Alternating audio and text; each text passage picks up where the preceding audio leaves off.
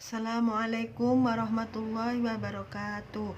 Innal hamdalillahi nahmaduhu wa nasta'inu wa nastaghfiruh wa na'udzu billahi min syururi anfusina wa min sayyiati a'malina may yahdihillahu fala mudhillalah wa man yudlillahu hadiyalah. Asyhadu an la ilaha illallah wa asyhadu anna Muhammadan abduhu wa rasuluh la nabiyya ba'da. Rabbi shrah li sadri wa yassir li amri wahlul 'uqdatam min lisani yafqahu qawli. Alhamdulillahirrabbilalamin. Pada kesempatan ini kita masih diberikan oleh Allah nikmat iman Islam, sehingga pada kesempatan ini kita bisa mengkaji sakofa Islam.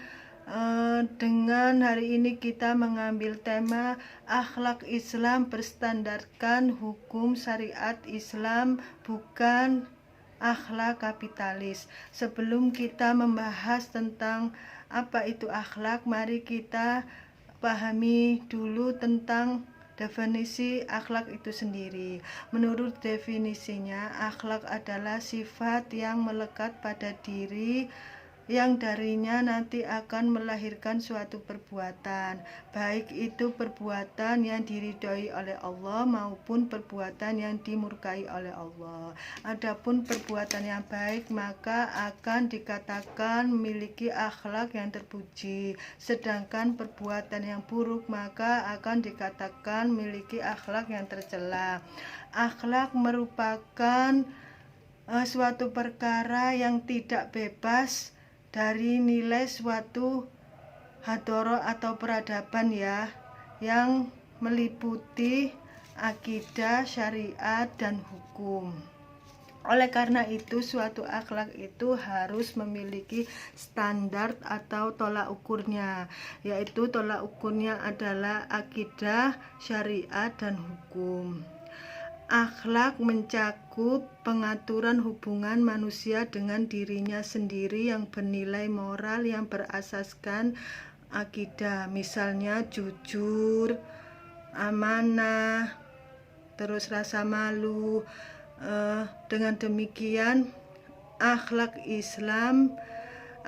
penegakan akhlak Islam itu harus melalui atau harus dengan metode hukum karena sebab baik buruk, salah benar, akidah Islam itu harus berstandarkan hukum Islam.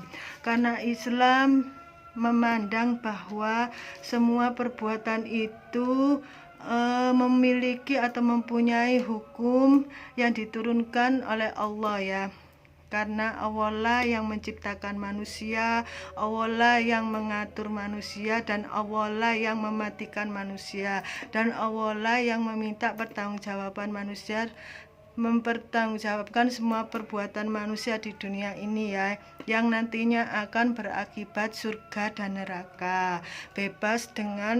Berbeda dengan akhlak demokrasi kapitalis. Akhlak demokrasi kapitalis ditegakkan berdasarkan sanksi moral, bukan berdasarkan sanksi hukum, karena mereka beranggapan bahwa semua perbuatan itu bebas, memiliki bebas termasuk bebas dalam hak asasi.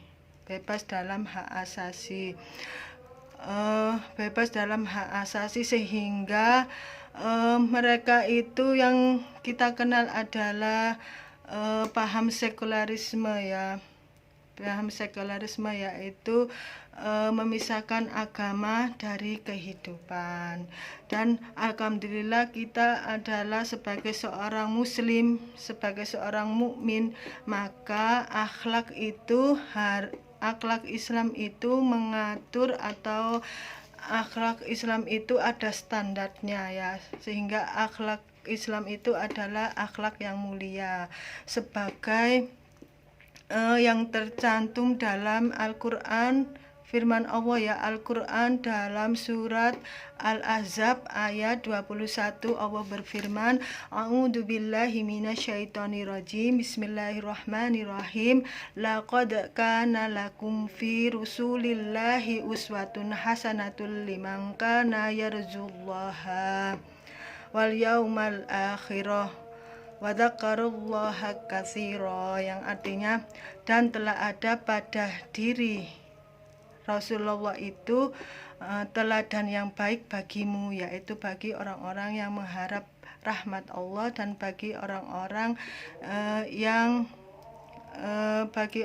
mengingat, yang banyak mengingat Allah. Di sini Allah telah menurunkan atau mengutus seorang nabi atau rasul ya sebagai pengimplementasian wahyu Allah itu dalam dunia nyata yaitu diutusnya seorang rasul sebagai uswatun hasanah, contoh yang baik itu contoh dalam keluarga, dalam kehidupan keluarga ya, dalam kehidupan masyarakat atau dalam kehidupan bernegara. Semua itu ada pada diri Rasulullah SAW ya, yang dicontohkan oleh Nabi Muhammad SAW. Dengan demikian kita sebagai umat Islam itu harus memiliki akhlak yang sesuai dengan Nabi Muhammad SAW, sehingga kita itu nantinya akan dikatakan sebagai umat yang terbaik ya. Sekian dulu pemaparan dari saya, kurang lebihnya saya mohon maaf yang sebesar-besarnya. Wabillahi taufiq wal hidayah. Wassalamualaikum warahmatullahi wabarakatuh.